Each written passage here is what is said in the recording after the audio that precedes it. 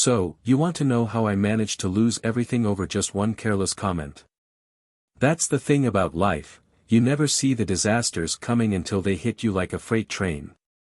I'm Vanessa, 32 years old, and 6 months ago, I had it all, a stunning house, designer clothes, and spontaneous weekend getaways whenever I felt like it.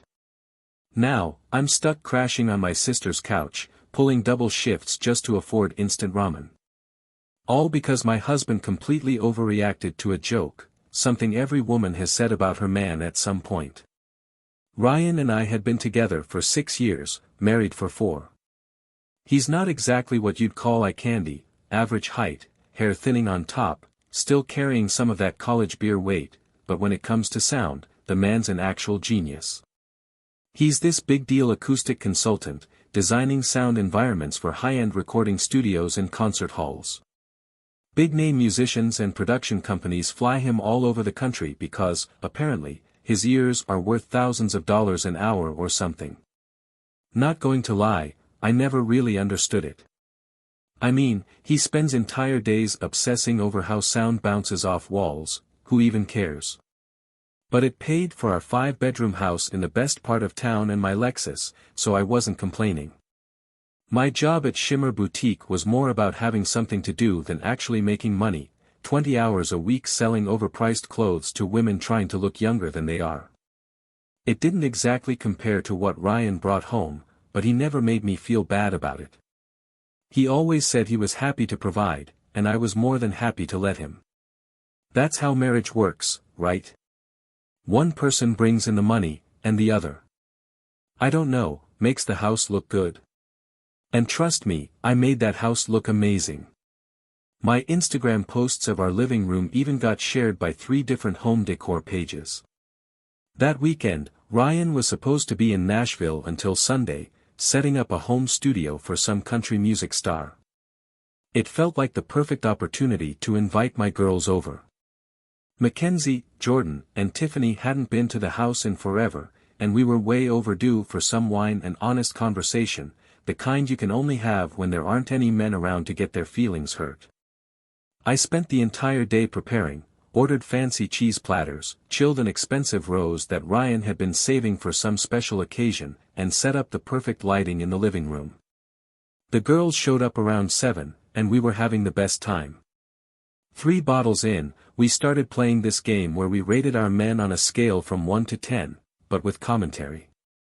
Jordan's new CrossFit boyfriend scored an 8, amazing body, but never shuts up about protein. Mackenzie gave her husband a 7, dad bod, but still cute and great with the kids. Then it was my turn. I was just being honest, that's all, just telling the truth.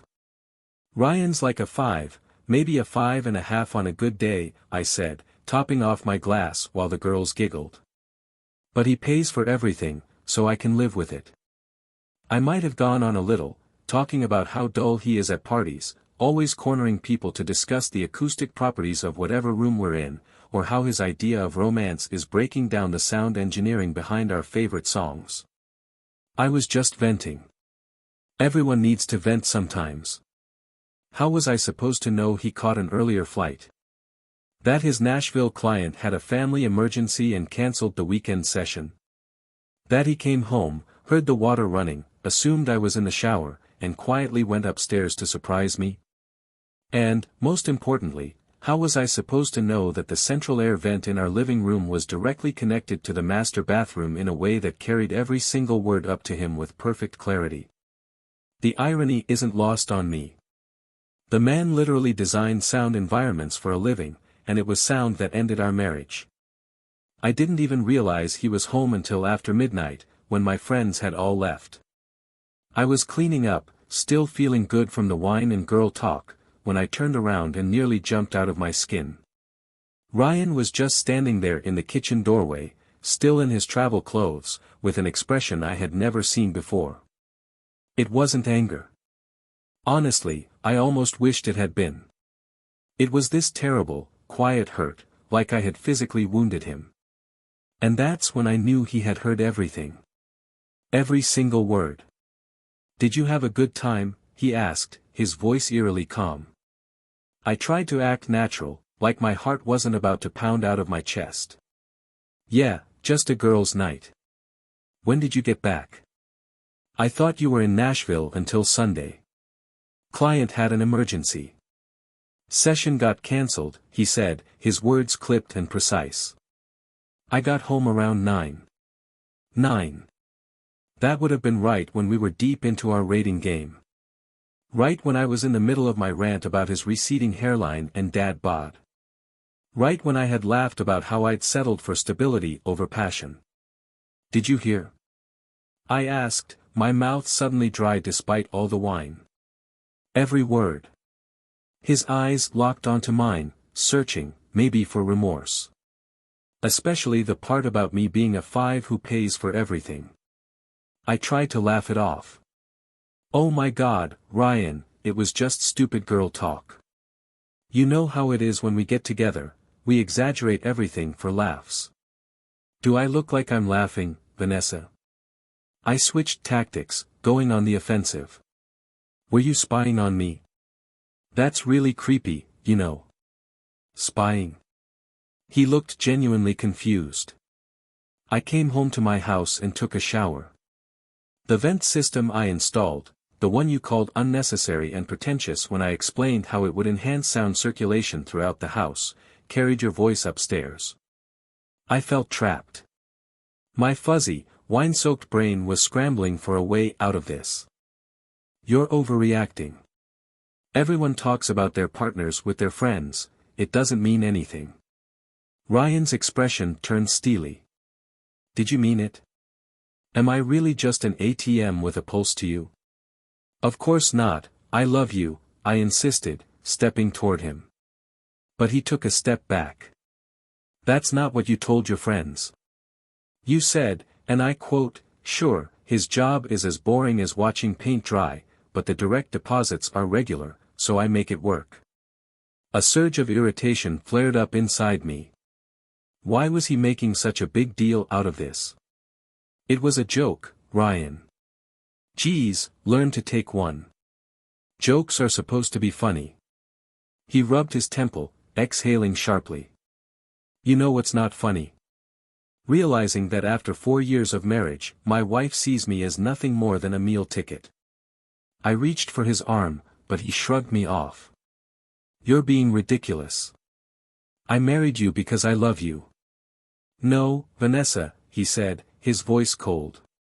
Tonight made one thing crystal clear, you married me because I make good money. There's a difference.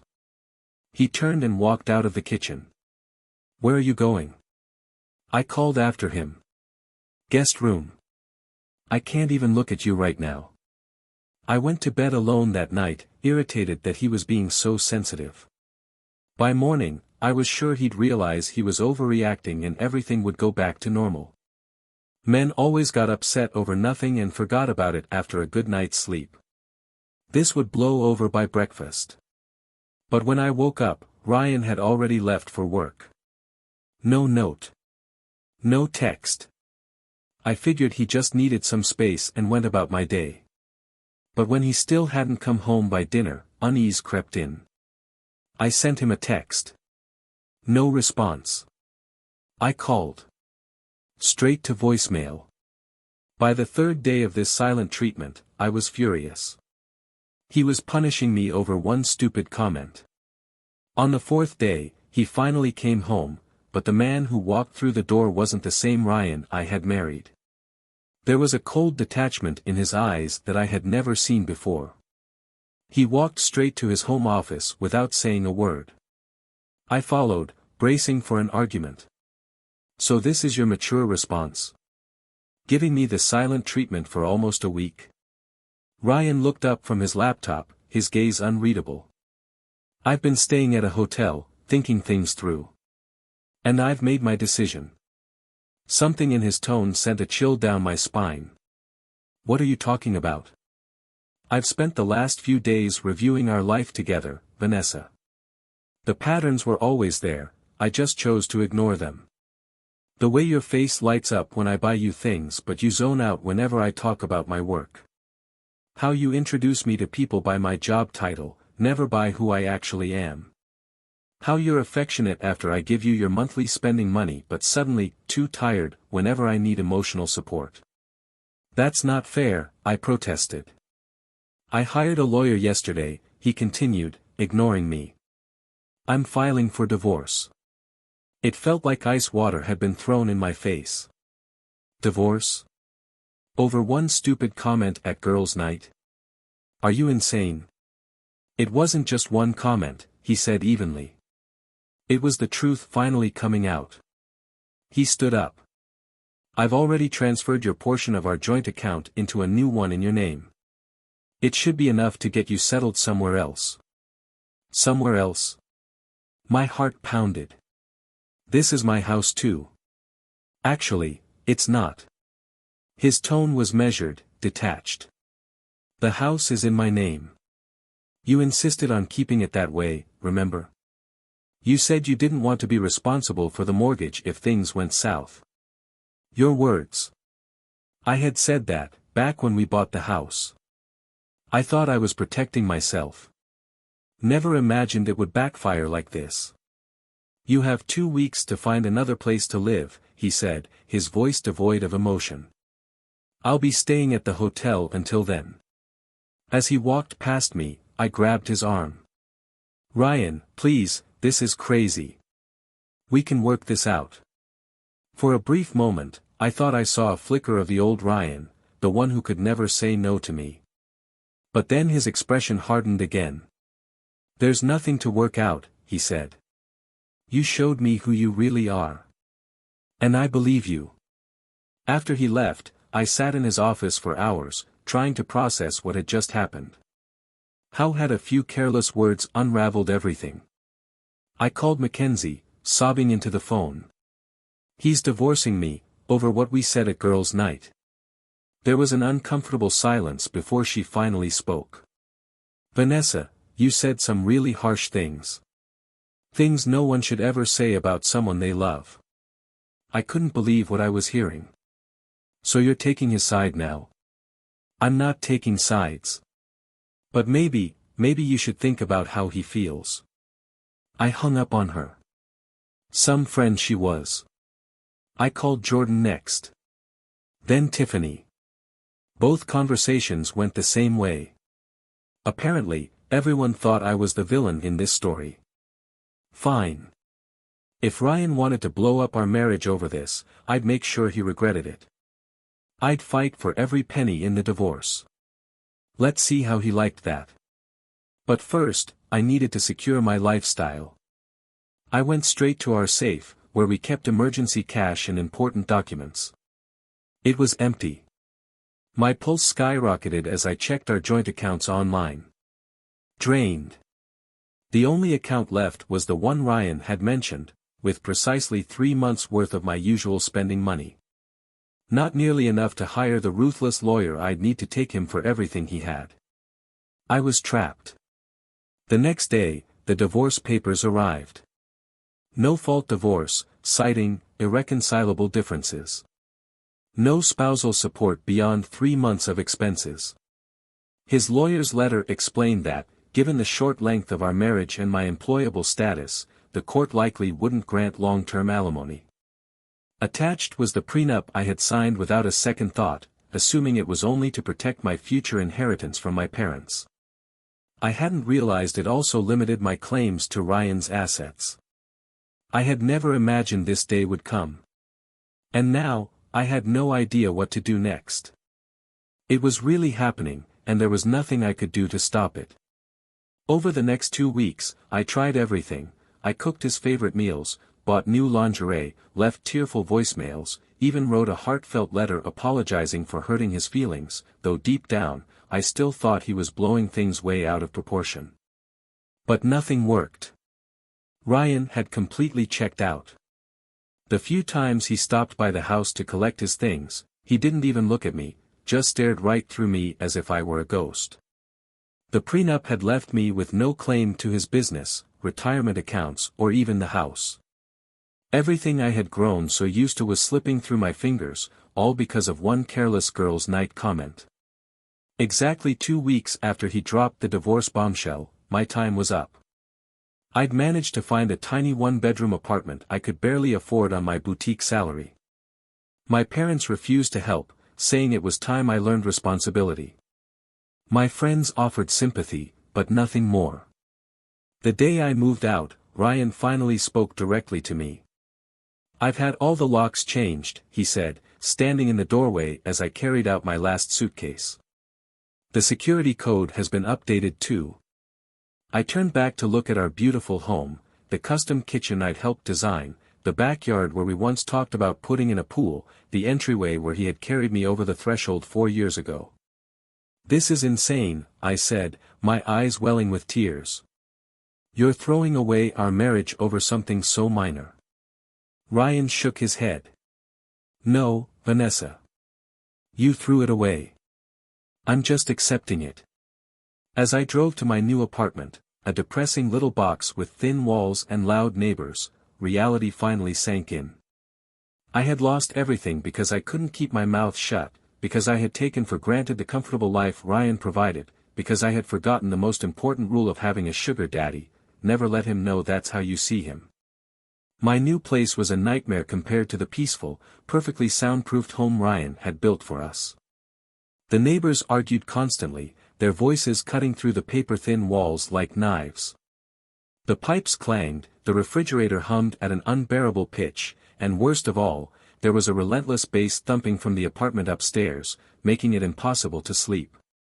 "Sound pollution," I muttered one night, suddenly remembering how Ryan would have eagerly explained every acoustic issue and how to fix it. I used to roll my eyes at his passionate explanations. Now, I would have given anything for his expertise. My first month's rent nearly drained the last of my savings. I had to pick up extra shifts at the boutique, but it still wasn't enough. I started driving for a rideshare company on weekends, coming home exhausted to my noisy apartment, too tired even to cry. I kept tabs on Ryan through social media.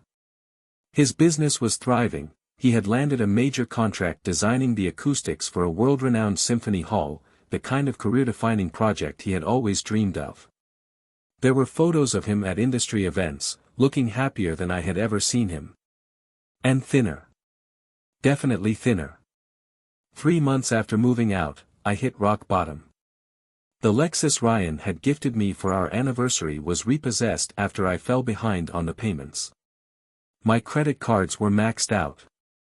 I couldn't afford both rent and food, so I swallowed my pride and moved in with my sister, sleeping on her couch and helping with her kids to earn my keep. That's when I saw it. A photo on Instagram. Ryan with a woman named Elise. She wasn't anything special in terms of looks, kind of plain, really, with glasses and curly hair, but the caption cut me to the core. "With this amazing man at the Wagner Hall opening.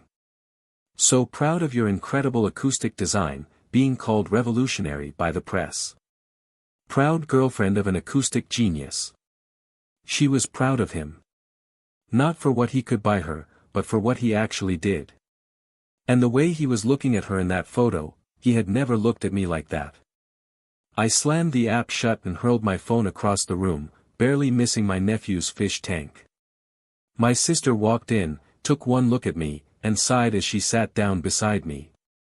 "Are you finally ready to admit that you messed up?" "I didn't deserve this," I snapped. "One comment shouldn't erase 6 years together." "It wasn't just one comment, though, was it?" she said, giving me that knowing big sister look that always made me feel small. It was what that comment revealed. I wanted to argue, but I didn't have the energy. Maybe she was right.